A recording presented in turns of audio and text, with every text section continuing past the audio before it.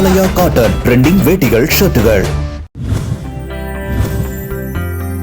மதுரை வடக்கு தொகுதி அதிமுக வேட்பாளர் டாக்டர் ப. சரவணன் பந்தல்குடி, கோரிப்பாளையம் பகுதிகளில் தீவிரமாக வாக்கு சேகரித்தார். திமுக ஆட்சியில் விலைவாசி உயர்ந்து விட்டதாக கூறிய அவர், மகளிர் மேம்பாட்டுக்காக கைத்தொழில் கற்க பயிற்சி மையம் அமைத்து தருவேன் என்று உறுதியளித்தார்.